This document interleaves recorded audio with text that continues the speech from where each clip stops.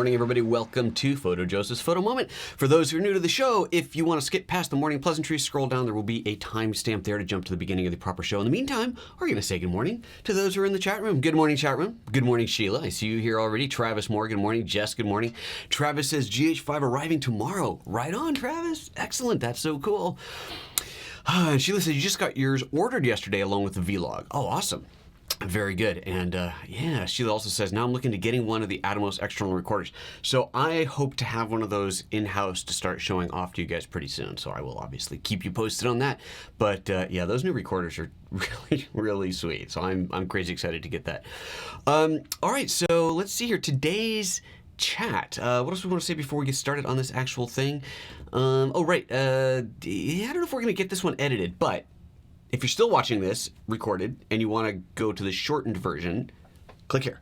Now, when I point click here, if nothing actually appeared there, it's because the show either hasn't been edited yet or it's not going to happen. So what's happening is we are working on a process to have the show edited down, but it's going to take a while. It's a work in progress. We'll get to a point where every morning, the day after the show, we will have a shortened version of the show, kind of a hopefully sub 10-minute. We'll see how that goes. I do tend to ramble, but we'll see what see if we can get that going for you guys, so that there's two different versions for those of you who want to view the condensed one. But it might not ever actually show up for this one because it's a work in progress. But anyway, that's fine. Hey, if you're chatting, if you're here live and you're chatting me, and you want to get my attention, do that @PhotoJoseph thing that shows up on my screen so that I see it bright red and pretty, and I know that you're trying to get my attention. And of course, if you really, really, really want to get my attention and help support the show, there's that little super chat button, little dollar sign on there. You click on that, and you can help contribute to the show. Also, don't forget about that whole Patreon thing, photojoseph.com/Patreon. Another way to have a little help for the show. That's always nice. Okay, let's just get this thing started, shall we? We're going to be stepping out in the studio in a moment. We're going to start it right here, right now. Good morning, everybody, and welcome to PhotoJoseph's Photo Moment, the first live daily photo and video show on YouTube every weekday morning, 9:30 a.m. Pacific. Watch live if you can. It's lots of fun. You get to participate in the chat. But of course, if you can't, there's always the comments later as well. So today's is an unboxing. It's an unboxing of products that I purchased. These were not loaned, donated, gifted, or in any other such form granted to me. These are purchased with my hard-earned pennies. And these are lights for the main shooting studio. So that studio was primarily set up initially for still photography. I'm doing more and more video out there, of course. And eventually, part of what this intention is, part of what this setup is for that you're going to see today, is so that I can do more live productions from out there. But the impetus for the purchase of this gear was for my GH5 video course, which I'm going to be shooting next week, which, by the way, will probably go on sale later today, if not tomorrow. And of course, to find that, well, I can't give you the URL because it'll pull out right now whether I should use LearnGH5 or GH5Training.com. I bought both URLs. I'm not sure which one is better. So let me know in the comments what you think. LearnGH5.com or GH5Training.com. What's a better URL? Anyway, so I bought these lights, and these are, let's just go and switch over to my computer. You can see this is what I got. This is a bigger version of ones that I think I've shown you before. Yeah, you saw these when I did my tour of the studio and I showed all the lighting that I had. I have two small versions of these here, and they're pointing to my kind of lighting in the background, so it gives that feathered effect here.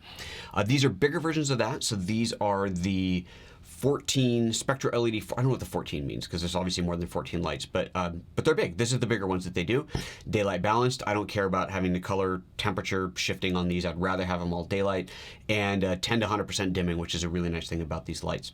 So I've got 3 of these along with 3 wheeled light stands. So obviously the idea here being that we can move the lights around easily. They are shorter, not shorter throw, what do you call this? It's a, not as big of a base as using a C-stand, which of course would be more sturdy, but these lights are lightweight, so I figured this is okay. So hopefully, fingers crossed, this is a good idea. So with that said, I think it's time to head out to the studio, see if there's any other comments there. Hello from Bangkok. Thomas Engstrom in Bangkok, very nice. Okay, let me switch over. So I got to do a little audio switcheroo because I'm going to switch over to this right now. I'm on that. I'm going to switch over to this and walk out there to the other room. So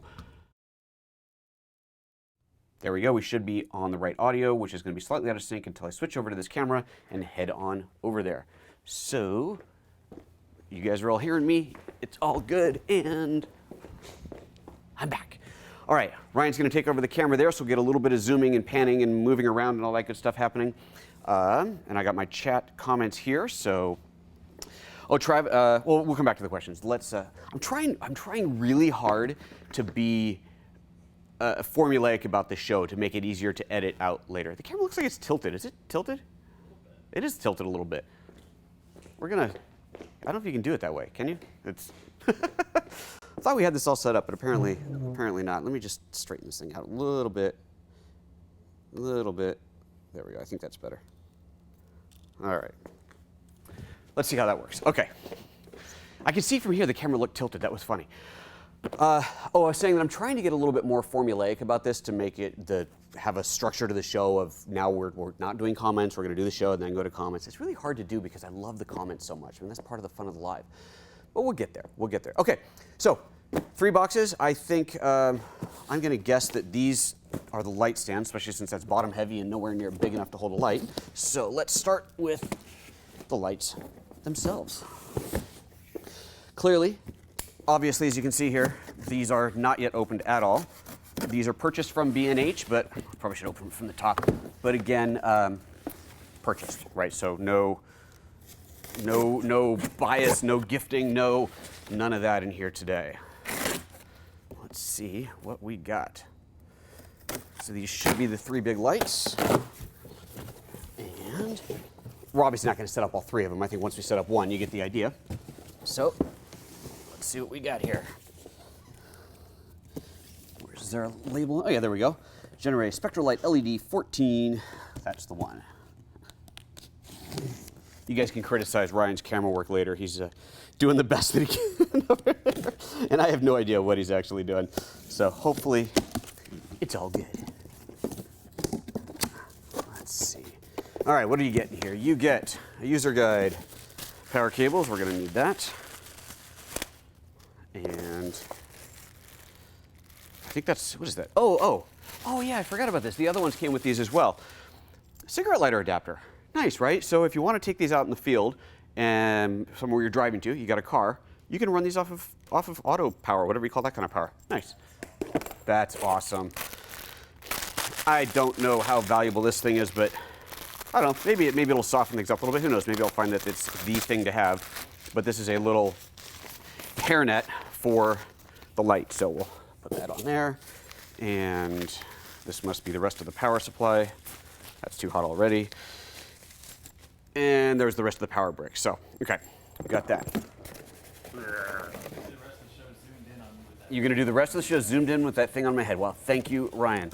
Oh, it even comes with an extra fuse. Something in here's got a fuse in it. Oh, this is taped.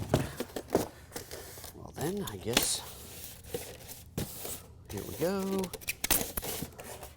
All right, nice, nice. That is a nice sized light source. So this is the idea here that I wanted to, kind of what I'm trying to achieve, other than the obvious, get some light into the scene. I wanted something that had a big enough surface so that I could ideally use it unmodified. And with 3 of them, if I'm going to be working in this space doing a show, I'd have one here, here, and here. So 1, 2, 3, kind of these 3 positions. That's the thought. We'll see what happens once I actually get them turned on. The diffusion panel goes over this, I guess just to give you a little bit of softening and perhaps not pick up the reflections of the individual LEDs. But yeah, whatever. So we got that. All right, so let's see here. I don't know, can you zoom in? I don't know how far you can zoom in on that thing. DC power, so our power goes in there. Oh, there's the extra fuse. That's the fuse slot, our dimming power, and the power switch. And that's all there is to it. Pretty straightforward. All right, let's get a light stand set up and turn one of these things on. Let's see here. We'll be needing those later. And see what we got in here. One way or another, this thing will open. There we go. I wonder, shipping on these things, they must do a lot of testing to know how little padding you can put into a box and get away with it. That's interesting. It doesn't have its own product box. That's weird. No unique product box. Oh well, less packaging. That's all good. These must be the wheels because they're heavy, and there's 3 of them. Yep. So there's wheel 1, and I really like this idea of having them on wheels. I think that's going to make setup a lot easier. Are these locking? Yeah, these are locking wheels even, so that's great. So you can lock them into place so they don't keep sliding around. I like this. I like where this is headed. And so these lights, while I'm buying them primarily for video use, they could obviously be used for still photography as well. Of course, one of the advantages of shooting, oh, that's heavy, this is good, we want it to be heavy. One of the advantages of shooting with a constant light when you're shooting stills is that there's no guesswork, right? When you're shooting strobe, there's a lot of, well, how's that gonna look? You fire it off, look at a test shot and go, okay, that's there, and off you go, maybe you gotta make a change to it, which is fascinating to think about how hard that is, because back in the days before we had digital, you didn't get to find that out until you got stuff back from the lab. Or if you're shooting medium format, you could shoot with a Polaroid, then you could test it. But otherwise, it was a lot of guesswork until it became experience. Today, it's so easy with digital. But that aside, even easier is, of course, shooting with constant. But there's disadvantages as well, right? You don't get as much light out of a constant light as you do out of a strobe. So you win some, you lose some. Oh, good Lord. That is robust. It's good. Shiny chrome. That's great. All right, let's see here. How's this thing work? There's probably a release on here somewhere. Leveling leg screw. Okay, that's cool. Oh, I see. Aha, there we go. Lift that up. Ooh, neat. Oh, fancy. Okay, can you, I don't know how tight you can zoom in on that. Actually, here, let me come closer and let you. Tell me, is that a good position? Okay, so this has a release. You put that up, and it locks into place down, and release that to go back up again, and it locks in. That's nice. That's a really nice design, actually. I quite like that. All right. Ow. Except don't pinch your fingers. That kind of hurts. What does this thing do?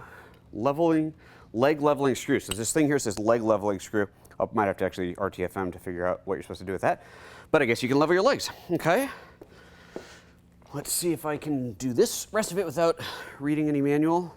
Looks like there's a, is it a plastic plug? Yeah, a little plastic cover on there. Aha. Get rid of that. Oh, and they just screw in. Perfect. All right.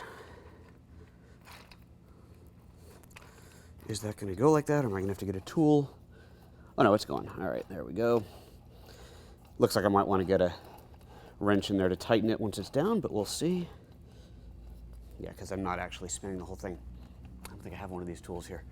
Did not come with a tool, so may want to tighten that up later, but we're just going to get it finger tight for now, and that will be good enough. Okay, that's one. Yeah. Okay, there's got to be a better way to do this. These little plastic caps here are determined. Oh, I see, they want to be unscrewed off. Well, fine. Be that way. Get that guy into there. I am so far, having turned the lights on them, I'm already very pleased with this setup. I will say again too, B&H, they didn't give this to me, these are purchased, but as I have said before, B&H has fantastic, fantastic pre-sale tech support. So when you email them and say, hey, this is what I'm thinking of buying, or you say I have no idea what I'm buying, or whatever it may be, they will help. So when I placed the order for these, I'd been looking at them for a while, been doing my homework on them, and I think, if I remember right, for these, I came up with an idea of what I wanted. I think I found these and thought, okay, I really like their little brothers, so this looks like a good idea. And I think I emailed them, but I didn't say what I'd found, and told them what I was doing and asked for a recommendation. So kind of a blind recommendation. And they came back and they recommended the exact same thing. So of course there's full-on confidence there. Great, I made a good decision. That's what they're recommending as well. I'm in. And then initially they had recommended C-stands. I think I'd asked for that. And then I thought, you know, I want to put wheels on these things. So I started digging around a little bit, and you can add wheels to C-stands. It's kind of big, so I found these stands, and I then sent them another email saying, hey, I'm about to buy 3 of these lights, and I want to get stands to go with it. And I was initially looking at C-stands, but I want to take up less floor space. I want them to be wheeled and so on. What do you think of these? And then they came back and said, that's exactly what I would have recommended. That's perfect. It should absolutely work for your purposes. So, you know, it's just that kind of confidence in there. It's really nice, and they really do a good job with that support. Excellent. So there's that on wheels. Loving that. Let's get this on here.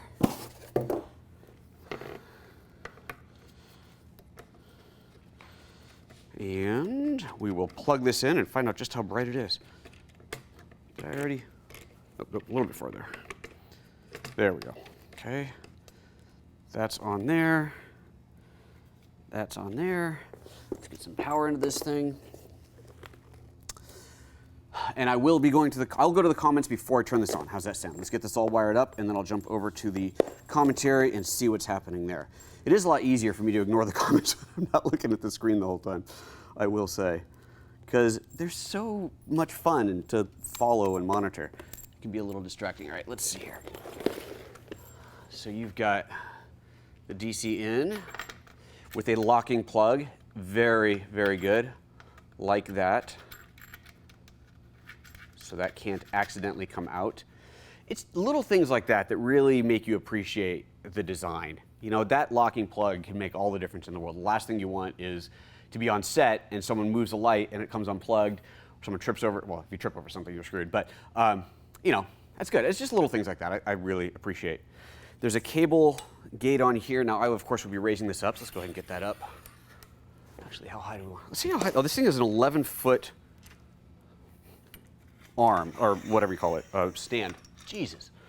That's 11 feet's a lot more than you think it is. Wow. Man, that's cool. Okay, I have zero use to go that high, but that is fantastic. Who knows? You never know when you're going to need to go that high. That is awesome. I would throw a sandbag on here. In fact, let me just do that. I think that's always a good idea. Yeah. All right, well, we obviously don't need it up that high, so let's bring these down a little bit. So you've got the cable guard pin, I don't know what the hell you call this thing. Anyway, just to hold on to your cables, keep them from flying around. So I'll go ahead and put that in as well. Now, obviously with this, figure this out. Who knows? I'll just hang it on there for now. A lot of different ways you can handle that. And let's get that down to eye height. Okay, comment time.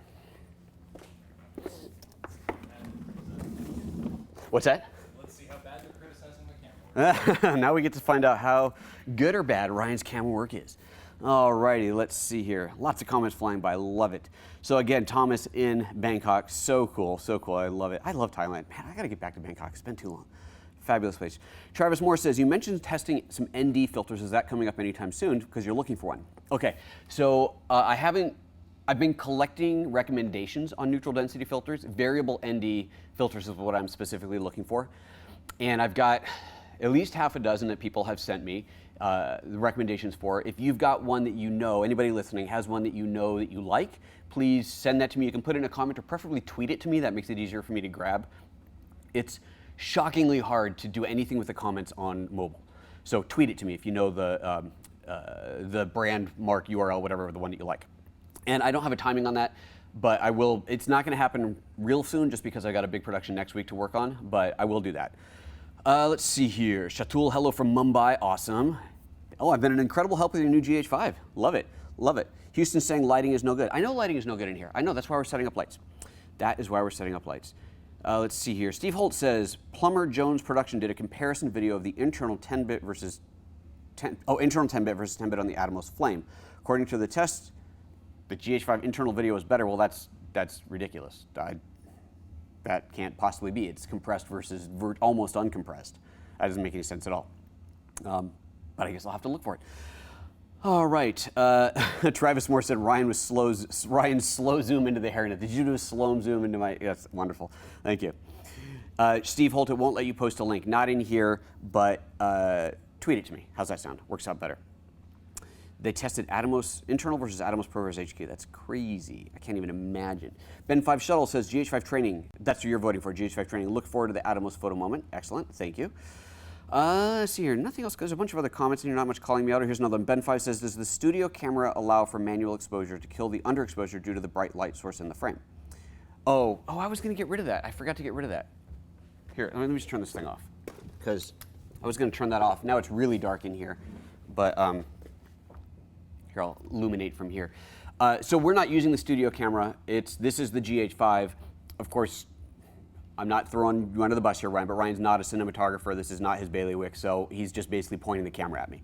The studio camera that I will eventually put in here, that's the plan, it's the same. You know, it's got manual over and under ride and all that good kind of stuff, so it'll work just fine. It's more of just camera operating. And this is part of why we're doing this too, because having that backlight obviously was a mistake. I had intended to turn it off. I forgot to. We only want the light coming in from the front.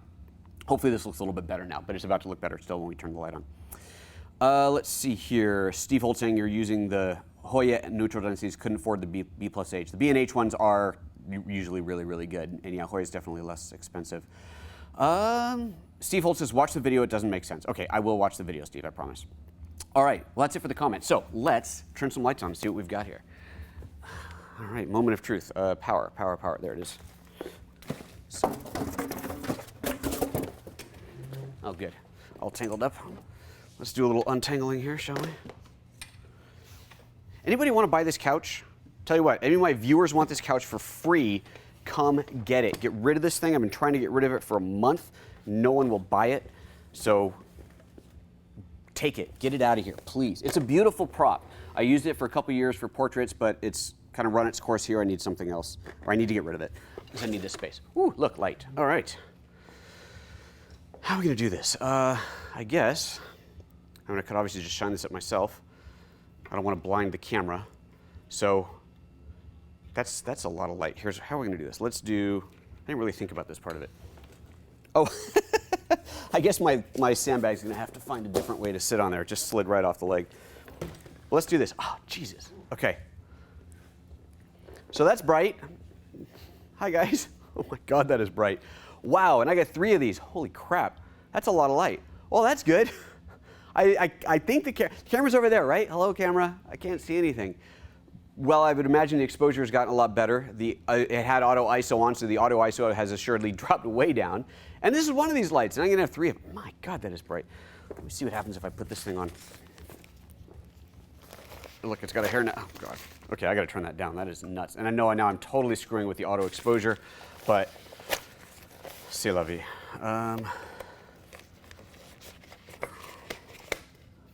I mean, it's not going to make it that much easier to look at, but actually it does. It takes some of the edge off of my burning retinas. I got like 500 little holes in my eyeball now from that. So, I don't know. What do you think? Does that look good? You're the man operating the cameras. Does it look good over there? You trying to what? I'm trying to make it good. You're trying to make it good.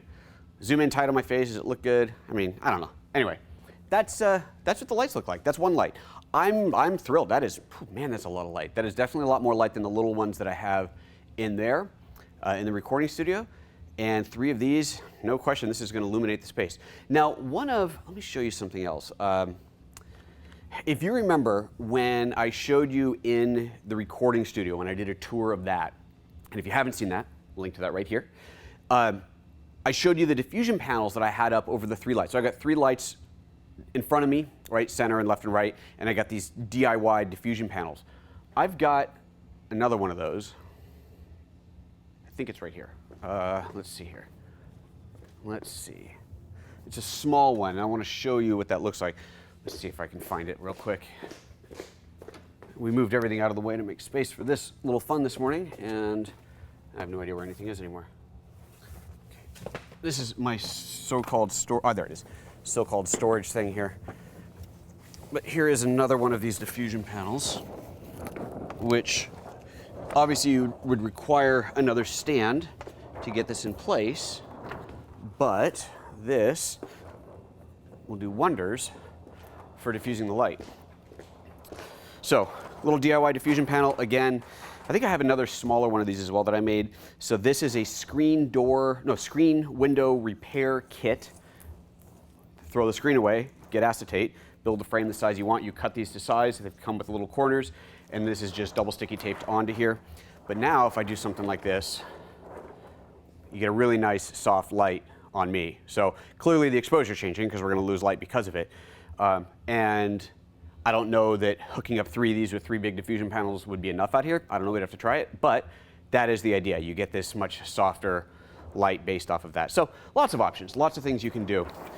And lots of things you can do without having to spend a whole lot of money. A little DIY goes a long way. All right, let's take a look at what's going on in the comments here. Let me point this light at me so we'll get go to a nice closing shot here. You can pop that on there. There we go. While I finish off the show looking at the rest of the comments. All righty, let's see. Where are we? Scroll back, scroll back, scroll back. And Martin Pitt says, sorry you're late. Just got in from the dentist. Oh, Martin, I hope your teeth are okay.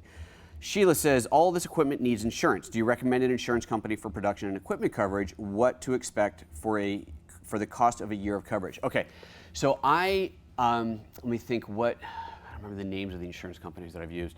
I have used ones that were kind of designed for photography equipment, which was great, but also I remember it being a little bit of a pain because they needed to know every single piece of equipment and every serial number and all that, which you want to have anyway, but I had to update that list once or twice a year, or if ever I bought something new, I needed to send that over to them and tell them what it was so they could add it to the policy. And I don't remember the name of the policy, so I think I found out about it. I think I learned about that company through the AMP. Is that right? I think that's right. ASMP. I think I got it through there. But now what I'm doing is I have a general business liability insurance policy, and from the same company I have an equipment policy, and that is through America One, I have no idea. I don't remember the name. Doesn't matter. Ask an insurance agent. Talk to an agent. Don't try and just buy this stuff online. Get an agent for this.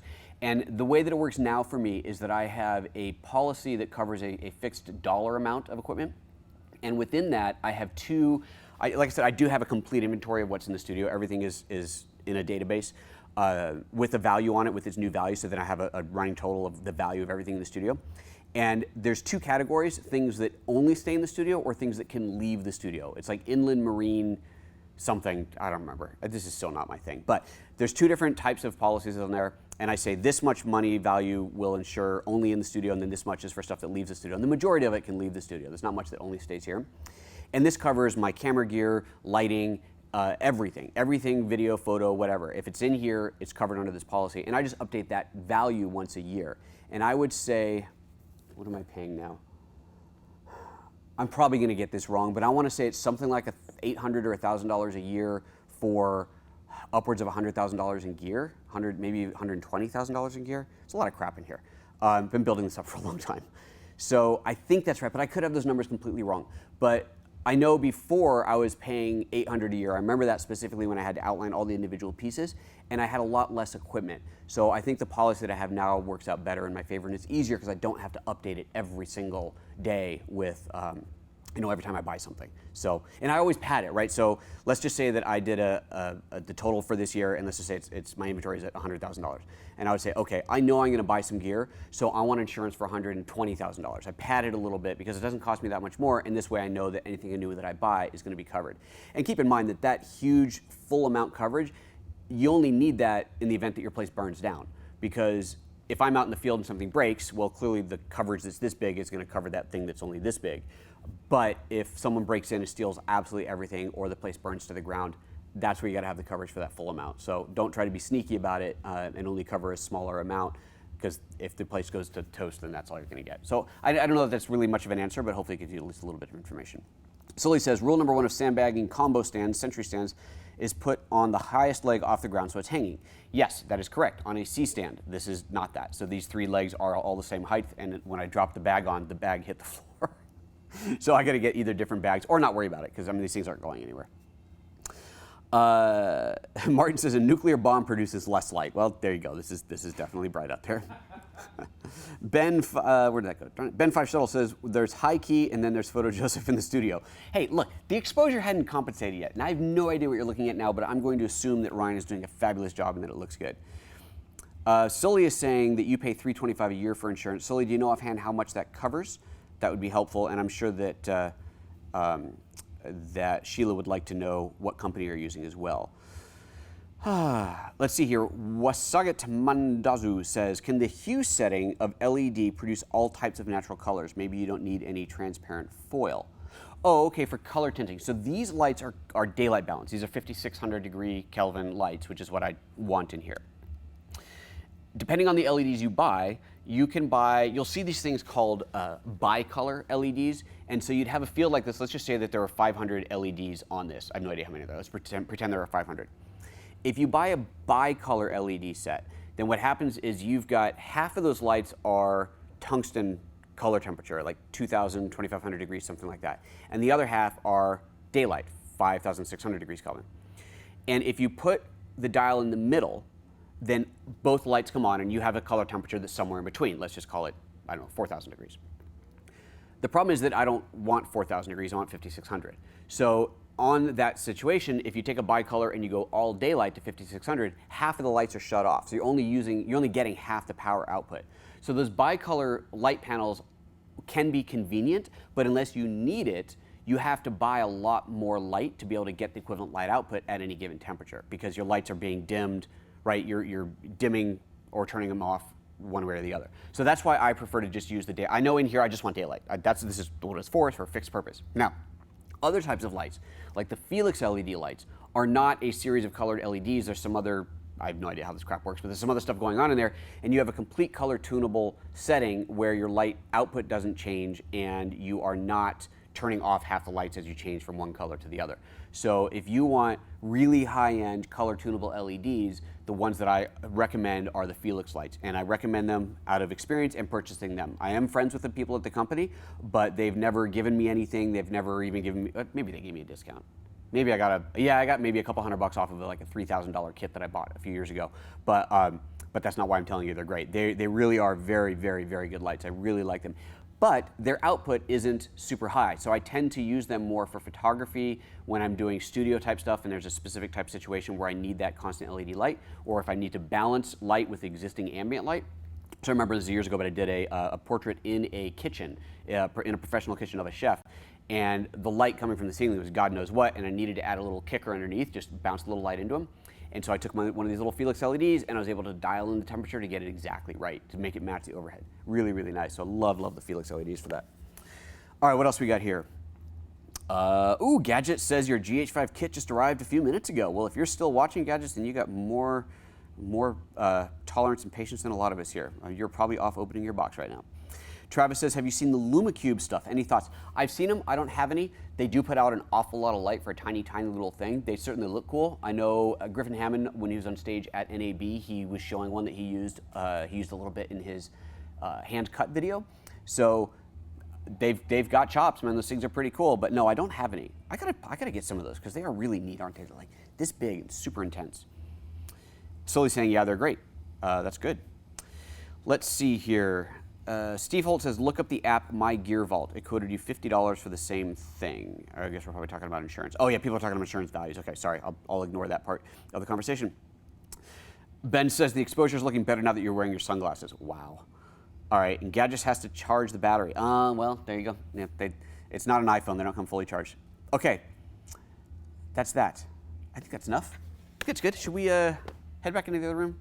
Yeah, I'm gonna head back into the other room. I just want to see what this looks like. Ryan, come over here. I just want to see. Have a seat. I'm just curious now what this whole scene looked like this whole time, because I just want to know how it looked. Oh yeah, that's good. Yep, nice. Look at that light. So a couple of times, I thought it was useless to do while you're moving it around because it's gonna be like, oh, flip around, flip flat, flip. But Cool. All right, good. All right, thank you. All right, I'm going to into the other room, and we'll get back on the show there. So let's see here. Switching back over to that, and let me get the sound on. That's interesting. Oh, right, because I did that. Okay, phew. For a second there, I thought that I hadn't turned off this audio and we were having an echo, but apparently not. Okay, good. Let's see what's going on. Anything else in the chat room that I missed while I was out? For those brief moments, no. So then let's just throw up the next slide. Let's see, what are we going to be doing tomorrow? Tomorrow, we are doing a look at the battery grip, the BG GH5. So we're going to take a close look at the battery grip, talk about all the cool things you can do with that, which it's a surprising amount of stuff. It's more than just, oh, there's an extra battery. It's a neat little toy. So we are going to be, whoa, Martin says, can we have the handsome presenter again? I think they mean you, Ryan. Wow. Or maybe you meant me, because this is delayed. I'm going to go with that. I'm going to go with you meant me. Ryan's laughing his ass off out there. Can you show your actual light on the desk place? I don't know what you mean. Maybe you mean this. Do you want to see? Let me bring it up on here. Is that what you wanted to see? That was the light that I just showed you guys. So I'm not sure if that's what you mean or not, but there you go. Let's see here. Jeff's saying, I'm watching on mobile and a 4K monitor. The mobile shot has better color and is less blown out. Well, clearly that is on, your side of things. That's just the display. 4K monitor, the mobile shot. You know what? Mobile screens are great, so maybe your 4K monitor is a little bit too bright. Bring it down a little bit. If you take a desktop monitor and you crank up the brightness all the way, it's usually too bright. Just saying. It looks cool. Ooh, but it's a bit too bright. Let's see here. Anything else again? Nope. Yes. Oh, desk. Oh, can you show the actual light on the desk? Oh, you want to like see it here? No, because I'd have to go get it. But you can see a picture. See, there it is again. Here, we'll do a little side to side. There's the side of it. There's the back of it. Here, let's go to the big one. Here you can see, we'll look at B&H's photos. Oh, that's a fabulous pic. We'll just wait for that to load. There it goes. So there's the back of it. You can see your control dials, power switch, everything else. There's another close-up. Let's bring that up. Close up of the power and the control dials. I don't know what that whole thing there is for. No idea. Remote you can plug in. I didn't buy the remotes. I don't need them, but there's that option as well. A lot of pictures of the same thing. Oh, I know what this is for. Right. Okay. If you go to the front, this doesn't show the front. Okay, so this hole, let's go back to this picture. That hole right there is an umbrella pass-through. I forgot about that. So these will allow you, there's a hole in the front of the panel. You can slide an umbrella through that, and that's that hole in the back is a pass-through, so then you can put a diffusion. I'd forgotten about that, actually. That's really cool. Yeah, neat. Nice little bonus feature in there. Cool. Okay. That's it. We're gonna get out of here. Hey, thanks for watching as always. That was fun. Oh good, I had a moment of I didn't record the show, panic. Yeah, that was cool. I hope you enjoyed that. I am gonna go unbox the rest of those things and set those up and get my lighting set up for my big shoot next week. More questions. Steve Holt saying, how do you feel about the round softbox versus rectangular? That's an interesting question. Rectangular catch lights are pretty, if you're talking about a catch light, looking at eye, that's pretty normal, but so are round. I mean, I don't think there's any real kind of standard on what's accepted, what isn't type of a thing. Rectangular probably tends to have a bit more of a classic look to it, I would say. I think that's a pretty good approach to it. As far as the light out there, round versus rectangular, I don't really think it's gonna make any difference because there's gonna be distance between me and the subject, between me and the light. There's going to be 3 of those lights scattered around, so it is basically going to be a big bank. If I feel that that light is too intense in one position, then I'll put a diffusion over it, and it might be an umbrella. Now that I just remembered that I can put umbrellas on there, way easier than setting up a big diffusion panel on a separate thing. In fact, I think we're going to go run out there. Let's run out. You just want to see that? Let's go back out there. Let's do that because that's neat. I think that's worth looking at. Let me switch the audio back over. And get the right camera up. Okay. Yeah, I know it's out of focus right now. That's fine. XLR's off. Okay, we're going back out there. Okay, Ryan, why don't you point the camera at the light? Don't bother following me while I find the umbrella. I only have a couple of shoot-through umbrellas, and they're little ones. So if I decide to do this, I might want to get some bigger ones. But yeah, these are who makes these things? These are part of a travel lighting kit that I used to use all the time, but I don't really do that much anymore. But you can see how small, nice little compact umbrella here. So, oh wait, maybe there's a tag in here. Who makes these? Nope, just says, oh, there we go. Oh, Westcott. All right, these are Westcott lights. Westcott diffusers. Great, love Westcott stuff. Okay, so this, oh, maybe I'm wrong. Oh, no, it's right in the middle. Oh, this is so cool. Okay, let me turn this way down. All right, Ryan, I'm gonna point this right at you. See if you can get the exposure down so you can actually see that center hole. Okay, see that hole right in the middle, folks? That is where the umbrella is going to go. Pretty slick, right? Okay, so you're back, and I basically just go and, oh, these don't fit. Oh, darn it. Crap, these have the hex, a little hex tube on them, so these aren't gonna fit. Darn, that's too bad. I do have, let me get regular umbrellas, which would not be shoot-through, which is not what I would want, but let's see here. Okay, so here's a regular umbrella. These are my Pro Photo ones. This, yeah, that fits. Okay, so now I could do that, bring up the intensity, and there you go. So now it's just a obviously different lighting pattern. Yeah, this is, you definitely don't want to do this on a reflective one because this is so big. You'll want shoot-throughs. Okay, so that's, I think I'm not going to buy them right away. I'm going to see how these 3 lights work on their own without diffusion, but I think that 3 shoot-through umbrellas are a very, very good idea for this. Yes, I do. Okay, let's go back into the other room.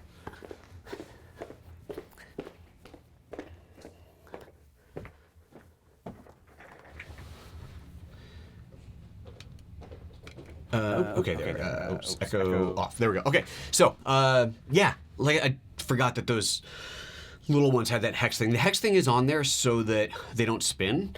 But clearly in this case, that hex thing is getting in the way, so I got to get some that don't have that. Good to know. Very good to know. Let's see here. Ben saying the photo moment needs to be longer. I think that's sarcasm. Another 30 minutes, 15. That is definitely sarcasm. Man, you give me crap. I know it's a long show. That's why we're going to start doing an edited version. Okay, we're out of here. Folks, thank you so much again for tuning in. That was really fun to have you here. As always, love the chats, love the comments, and tune in live if you didn't watch this live, because that's always the best way to do it. Do the like thing on this, do the dislike if you have to, but please don't. Do the like thing on here and subscribe if you haven't already, and we'll see you tomorrow for tomorrow's show. Bye-bye.